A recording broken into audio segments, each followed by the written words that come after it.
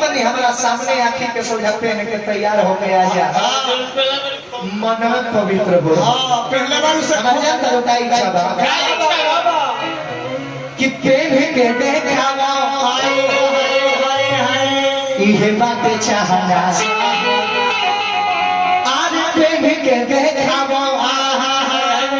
इहे बातें चाहना अकीन के ले आई बनी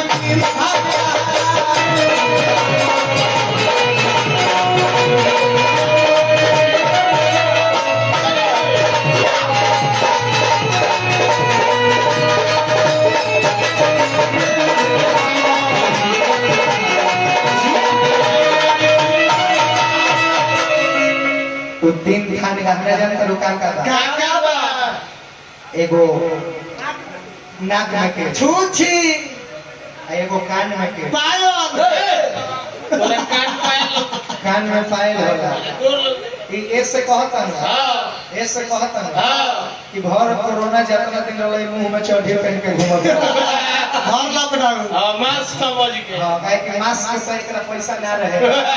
आ दू गो चढ़ी लॉकडाउन से पहले किने रहते एगो चढ़िया पहने आ एगो चढ़िया से इज्जत तो पे एगो चढ़िया से बीमारी से ही एगो में बिल हो गए ना ऐसे हां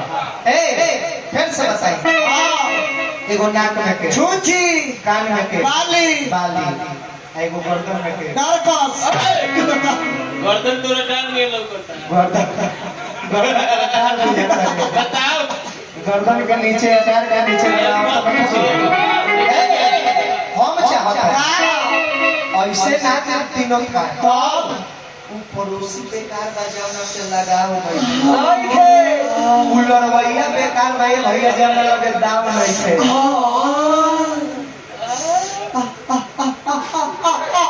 हरी बड़ी में भाई समाज के लोग उलरवैया बेकार बजावना लगे दाव नहीं थे चूल्ही बेकार भी जमना में दाव नहीं थे अब मेहरारू लभर महबूबा बेकारे रुपया जाना में तनिका सछाव अरे गिर मत करे मन में बिना रहता अरे मान लो तो खातिर खान रहना देवे खातिर का करे पड़े तीनों लेवे खातिर तारा तीन गो क्वालिटी तीनों गरम करे के पड़ी जनता रुका का कि बोला बीच बत्ती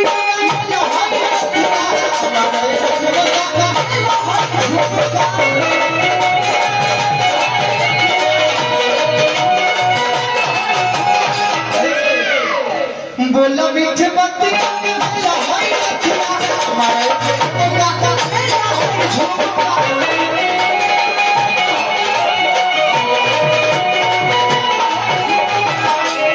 दू थान बताओनी ना बोला बीच बत्ती ले जा है राथिया मार दो एगो झुमका ले लो है चल एगो गर्दन में के ओ खातिर जानता का कहे के पड़ा साथ के पाजारा गर्दन के हारा हेलो ए दूसरा बोलियो ऐसा ही पाजरा सकल अरे बाप रे बाप पाजरा ऐसा ही सकल जा बढ़िया से हमरा के पकड़ हां अल्लाह हाथ का है बन धारा तनी पजिया के ना हमरा मजे नहीं खेओ गुलगुलाते नहीं थे अच्छा देखिए बात ए जे बात हर चीज के एगो दिन हो हां स्पेशल दिन आवेला ऐसा के पुरस्कार हमारे भैया धीरज मुखिया जी के मान सम्मान में हार्दिक अभिनंदन रहे पद प्रतिष्ठा में 4 चांद लागता हो देखिए एगो किस डे होला प्रपोज डे होला सिस्टर डे होला ब्रदर्स डे होला ओही करे ओही करे एगो होला दे जौना के नाम हक डे होला हां हक डे होला ना तो हक डे के दिन का होला किस डे के दिन लड़का लड़की के किस साथ बगरे रे हम का भाई अरे किस डे के दिन लड़का लड़की के किस करेला हक डे के दिन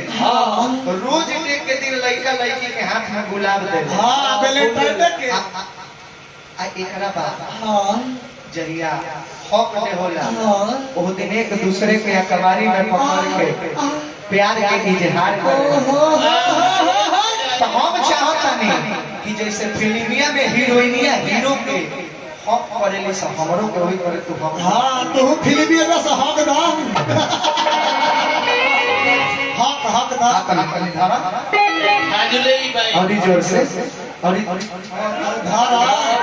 अरे ना कि छोड़ा कि अरे पगली हम कोनो राक्षस भाई आदमी नहीं है धारा धारा गलती ये हम और जोर से अरे चापा के ठनक जाओ ये काठी रोआ रोआ आई वो खड़ा होता प्याज गुदगुदा के रोआ खड़ा ना हो जाए हद हिसाब ई है सीन करे हाँ कि बोला मीठे बत्ती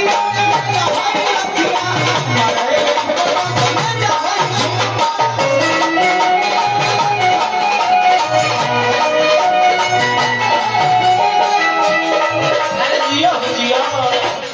खा कि बोला मीठे बत्तिया ये होई नसीना हमारा एक झुमका